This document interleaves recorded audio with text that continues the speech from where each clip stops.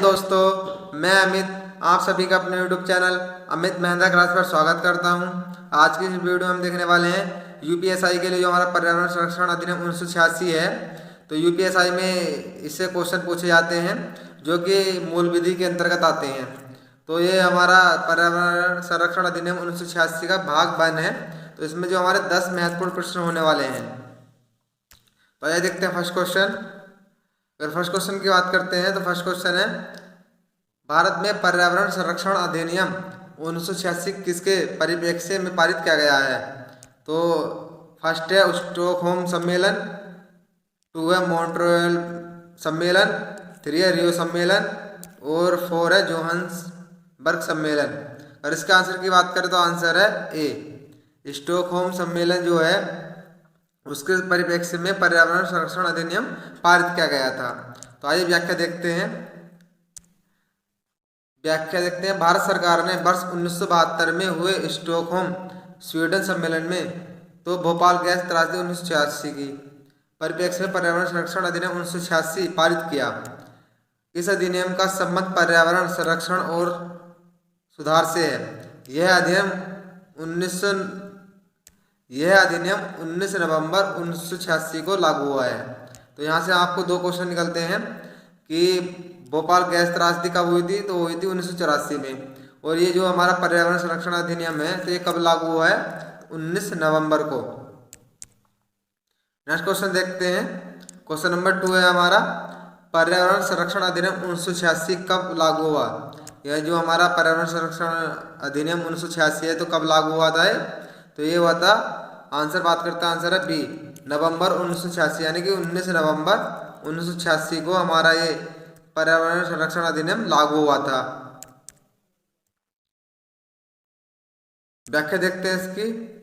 भारत सरकार ने वर्ष 1972 में हुए स्टॉकहोम स्वीडन सम्मेलन और भोपाल गैस त्रासदी 1984 के परिप्रेक्ष्य में पर्यावरण संरक्षण अधिनियम 1986 पारित किया। इस अधिनियम का संबंध पर्यावरण संरक्षण सुधार से है और यह अधिनियम 19 नवंबर 1986 को लागू हुआ। तो जो हमारे पर्यावरण संरक्षण अधिनियम है तो कब लागू हुआ था? तो 19 नवंबर 1986 को। क्वेश्चन नंबर 3 देखते हैं। पर्यावरण संरक्षण अधिनियम की किस धारा में पर्यावरण को परिभाषित किया गया है? कौन सी धारा है जिसमें परिभाषित किया गया है? ऑप्शन ए है धारा 2 कै, ऑप्शन बी है धारा 2 ख और ऑप्शन 3 है धारा 2 ग और ऑप्शन 4 आपका धारा 2 ड़। इसका आंसर की बात करते हैं तो आपकी आंसर है धारा 2 कै। जो धारा 2 कै है ये सही है। व्याख्या देखते हैं। पर्यावरण संरक्षण अधिनियम 1986 की धारा 2 कै इस कै है में पर्यावरण को परिभाषित किया गया है। पर्यावरण के अंतर्गत जलवायु और भूमि है वह अंतर संबंधित है तथा जो जलवायु और भूमि तथा मानव, वन्य जीव, प्राणी, पादप और सूक्ष्म जीव और संपत्ति के बीच में विद्यमान है। तो आपको सिर्फ ये याद रखना है कि जो पर्यावरण संरक्षण अधिनियम 1986 की जो धारा 2 है इसमें पर्यावरण को परिभाषित किया गया है। क्वेश्चन नंबर 4 की बात करते हैं।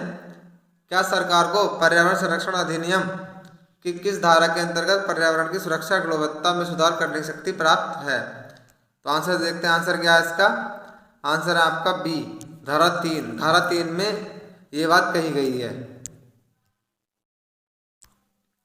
तो व्याख्या देखते हैं। पर्यावरण संरक्षण अधिनियम 1986 की धारा 3 के अंतर्गत अधिनियम के उपबन 2 के अधीन रहते हुए केंद्रीय सरकार को ऐसे भी सभी उपाय करने की शक्ति प्राप्त है जो वह पर्यावरण के संरक्षण और उसकी गुणवत्ता में सुधार करने तथा पर्यावरण प्रदूषण के निवारण, नियंत्रण और उपशमन के लिए आवश्यक समझे।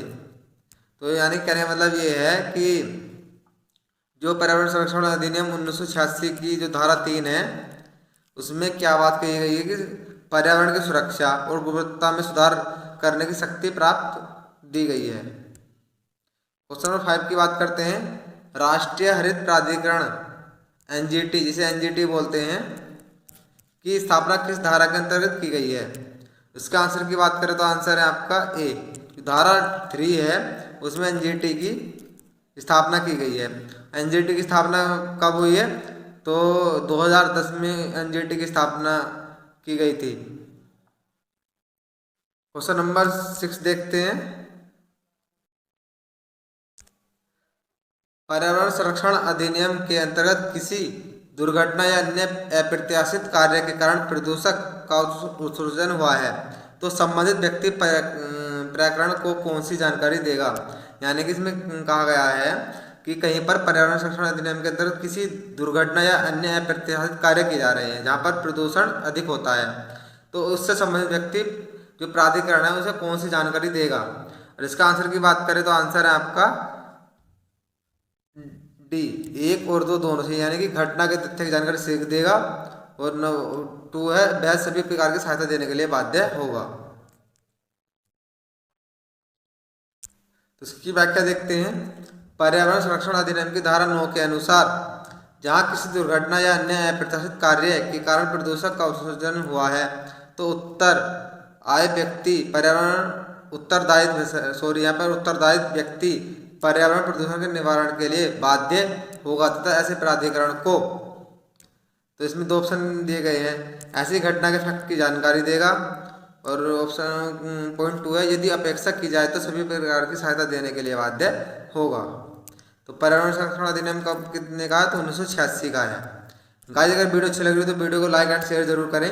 और डेली आपको जो मूल विधि है, मूल विधि में आपको जितने भी टॉपिक है लगभग 14 टॉपिक है इसमें, तो 14 टॉपिक पे से जब तक कि हमारा ये पर्यावरण संरक्षण अधिनियम पूरा नहीं होता है तो इसमें लगभग हमारे 25 क्वेश्चन है। तो लगभग मैं 2 वीडियो में से खत्म समाप्त कर दूंगा।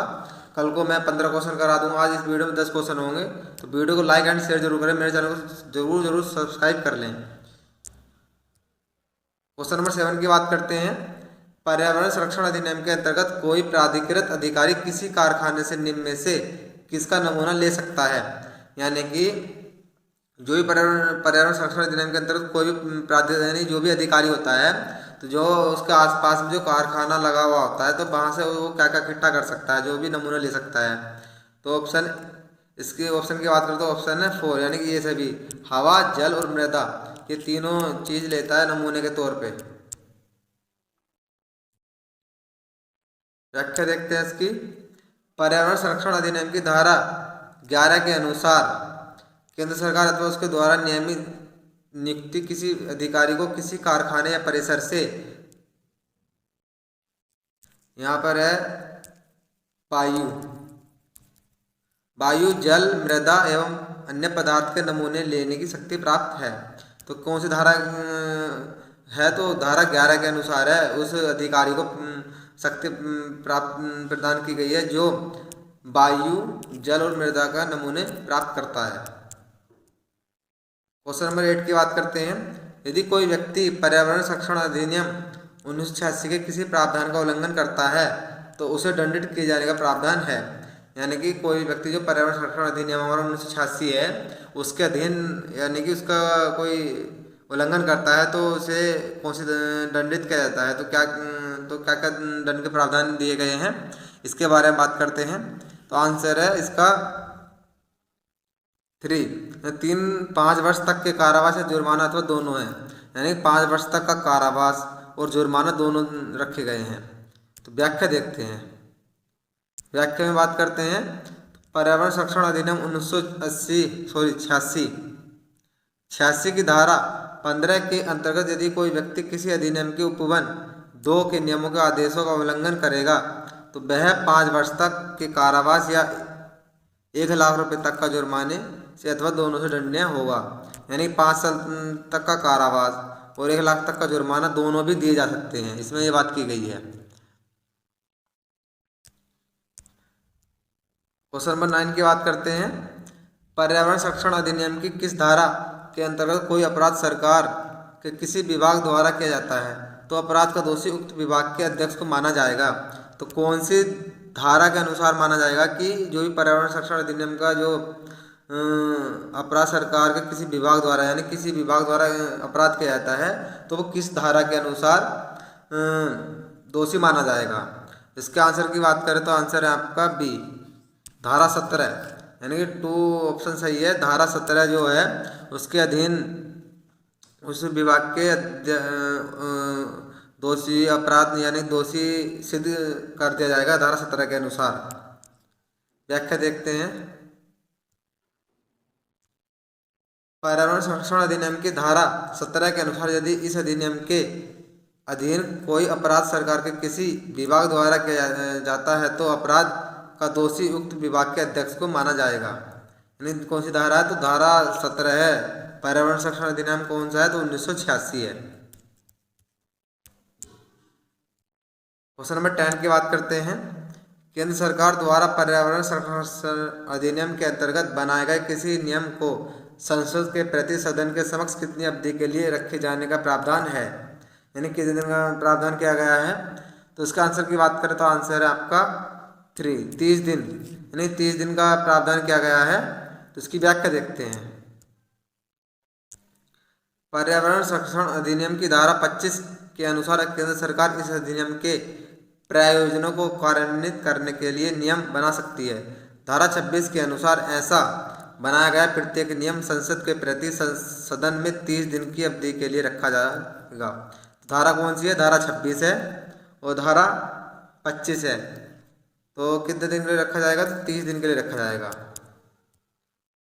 गाइस अगर वीडियो अच्छी लगे तो वीडियो को लाइक एंड शेयर जरूर करें। मेरे चैनल को सब्सक्राइब जरूर कर लें। Thanks for watching this video. Have a nice day. जय हिंद, जय भारत।